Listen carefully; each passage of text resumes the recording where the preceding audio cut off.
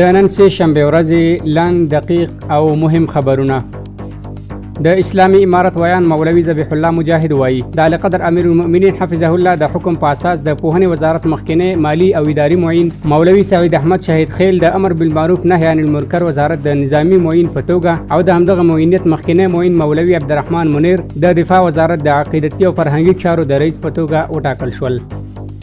د اروپایي ټورنې او ناروې هیواد استازو له ډاکټر قلندر عباد سره په لیدنه کې د عامه روغتیا وزارت کړنې او لاسته راوړنې ستایلي او د افغانستان سره د تلپاتې مرستو او همکاریو ژمنه کړې ده. د عامه روغتیا سرپرست وزیر د دوی له همکاریو مننه کړې او ویلي دي چې د افغانستان لرې پرتو سیمو کې د روغتیایي مرکزونو زیاتوالی او د پولیو ویروس له منځه وړل یې کاري لومړیتوبونه دي.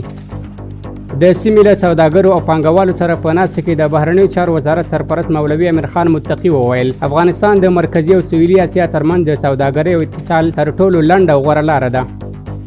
ستره محکمه وایي د لغمان ولایت د ښاري محکمې له لوري د لیواطت په جرم 2 تنه متهمینو ته تعزیري سزا ورکړل شوه. د ملي تدارکاتو کمیسیون له لوري د 1 میلیارډ افغانیو په ارزښت بېلابېلو پروژې منظوري شوي. په یادو منظور شوي پروژو کې د کمال خان بند د 3 برخې تکمیلول، د اوبو بندونه، د سیلو دریم سړک بیا رغونه، احاطوي دیوالونه، سمسورتیا او د دولتي پوهنتونونو د لیلیو د 15 قلمه خوراکي توکو تهیه کول شامل دي.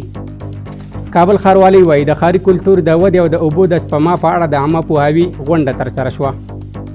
د لوګر د کرنې او مالدارۍ ریاست مسؤلین وایي چې د تیر کال په پرتله د تازه میوو حاصلات 21% زیات شوي. د مسؤلینو په وینا سږ کال په دې ولایت کې له 3900 جریبه بڼونو 40,624 تنه حاصلات ترلاسه شوي چې د تیر کال په پرتله 21% زیات دي.